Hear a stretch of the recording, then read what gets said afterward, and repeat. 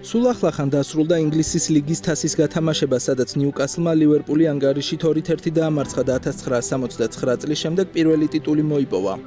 შეიცვალა თაობები, მათ შორის ისეთებიც, რომლებიც თავიანთი საყვარელი კლუბის მიერ აღმართულ ჯილდოს ვერ მოესწრნენ, მაგრამ ვიღაცებს გაუმართლად და დაიბადნენ ან სულაც იცხოვრეს იმდენ ხანს, რომ დიდ გამარჯვებას თვალი პირდაპირ ეთერში მიადევნეს. დიდხნიანი ლოდინის შემდეგ გამარჯვება სულ სხვანაირი გემო აქვს და ეს უდიდეს ემოციებთანაა დაკავშირებული. დღევანდელი თემის იდეაც სწორედ ნიუკასლის გამარჯვება მოიტანა და თქვენთან ერთად გავიხსენებ იმ გუნდებს, რომლებმაც ტიტული უდიდესი პაუზის შემდეგ მოიგეს. მეხუთე ადგილი ჩელსი 50 წელი და მანჩესტერ სიტი 44 წელი, ტურნირი პრემიერ ლიგა.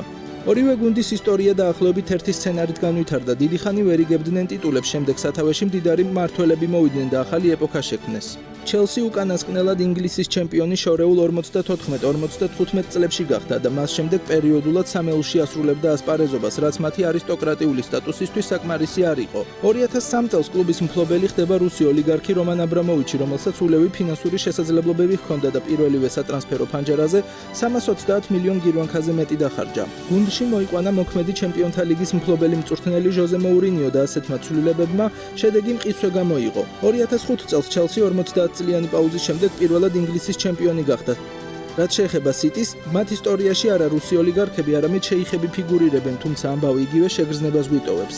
ქალაქელები ეროვნული ჩემპიონები ჯერ კიდევ 30-იან და შემდეგ 60-იან წლებში გახდნენ. 70-იანებში მოიგეს ინგლისის თასი არაერთხელ და მას შემდეგ დიდი კრიზისი დაიწყო. სიტი მრავალჯერ გავარდა მეორე და მესამე დივიზიონშიც და თანაქალაქელ იუნაიტედის ფონზე შემარცხვენელად გამოიყურებოდა. 2008 წელს საუდელების მოსვლის შედეგად მიზანი გახდა სუპერკლუბად ჩამოყალიბება. პირველივე წელს სატრანსფერო ფანჯარაზე მსოფლიოში ყველაზე მეტი 157 მილიონი დახარჯეს, რადგან კონკურენცია უკვე ბევრად სერიოზული იყო ვიდრე 2000-იანების დასაწყისში. ჩელსისგან განსხვავებით სიტიმ შედეგს დაუყოვნებლივ ვერ მიაღწია, ამიტომ მთავარი მწვრთნელის პოსტზე მაშინ ტრენდული რობერტო მანჩინი დანიშნეს და 3 წელიწადში 9 მილიარდზე მეტი დახარჯეს ახალი მოთამაშეების შეძენაზე. 44 წლიანი ლოდინის შემდეგ პირველი ტიტული ძლივს 2012 წელს მოიპოვეს, როდესაც ბოლო ტურში იუნაიტედის მსგავსად 89 ქულა მოაგროვეს და ბურთების უკეთესი შეფარდების ხარჯზე მიიღეს პრემიერ ლიგის ტიტული. დღეს უკვე ორივე გუნდი მსოფლიოს 10 საუკეთესო გუნდს შორის შედის და თასების მოსაგებად მოცდა აღარ უწევთ. მეოთხე ადგილი ინტერი 45 წელი, ტურნირი ჩემპიონთა ლიგა. აქ აქცენტი პრეზიდენტ მასიმო მორატიზე უნდა გავაკეთოთ, რომელმაც 90-იან წლებში უძლიერესი შემადგენლობით არაერთხელ გაუშვა ხელიდან სერიას ტიტული და ევროპა ლიგის გარდა ვერანაირი ევროპული ტიტულის მოგება ვერ მოახერხა. მორატი მეორედ ინტერის პრეზიდენტი 2006 წელს გახდა და ამჯერად მოლოდინმა დიდხანს არ გასტანა, ზედიზედ 4-ჯერ სკუდეტო მოიგეს, მაგრამ მთავარი მიზანი ჩემპიონთა ლიგის დაბრუნება იყო, რომელსაც იტალიელები 60-იანი წლებიდან ელოდებოდნენ. აბრამოვიჩის მსგავსად მორატიმაც მთავარ მწვრთნელად მოურინიო მოიყვანა 157 მილიონი დაახარჯა ტრანსფერებზე და მიუხედავად იმისა, რომ 2009-ში გუნდი მერვედ ფინალიდან გავარდა, 2010-ში მათი გამჩერებელი აღარავინ იყო.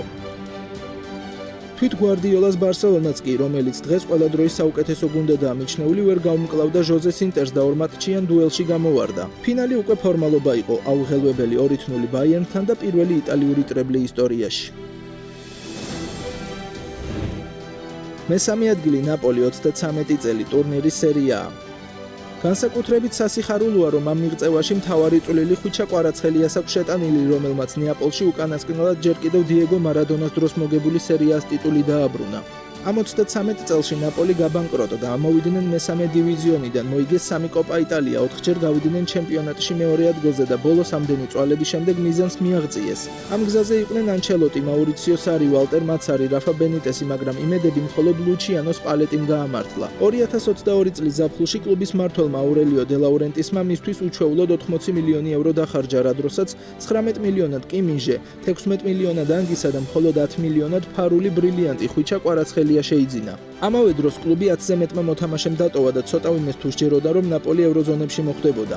ჩემპიონობაზე ხომ საუბარი ზედმეტია. მეხუთედან 24 ტურამდე 20-დან 19 თამაში მოიგეს. ყველა მიხვდა, რომ მათი გამჩერებელი აღარავინ იყო. ნეაპოლელებმა სკუდეტო ტურნირის დასრულებამდე 5 ტურით ადრე გაინაღდეს და აჩვენეს, რომ ჩემპიონობისთვის საჭიროა ყველა მეტოქეზე ერთი თავით მაღლა იდგე, რადგან გამართლებებით გრძელვადიანი ტურნირის მოგება თითქმის შეუძლებელია. ყველაზე მეტად ამ ამბავში ისგვახარებს, რომ წლის საუკეთესო ფეხბურთელად იტალიაში კვარაცხელია დასახელდა და მას მიუძღვის თავის გუნდში ყველაზე დიდი წვლილიც ამ ჩემპიონობაში, რის გამოც საკუთარი მურალიც კი დაიმსახურა დიდი დიეგო მარადონას გვერდით.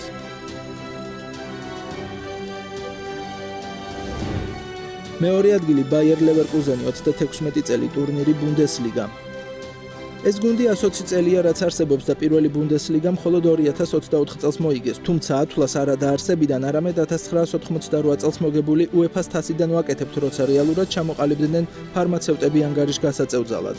90-იანების მეორე ნახევარში, როცა კლუბს კრისტოფ დაუმი წვრთნიდა, გუნდი Bundesliga-ში სტაბილურად სამეულში იკავებდა ადგილს და იყო შემთხვევები, როდესაც ფაქტობრივად მოგებული ვერცხლის წინი ხელიდან გაუშვეს. მაგალითად 2000 წელს, როცა მიუნხენის ბაიერნის მსგავსად 73 ქულით დაასრულეს ჩემპიონატი, მაგრამ ბოლო ტურში მოსაგები მატჩი წააგეს და ბურთების სხვაობით ტიტული ბავარიელებს გადაულოცეს.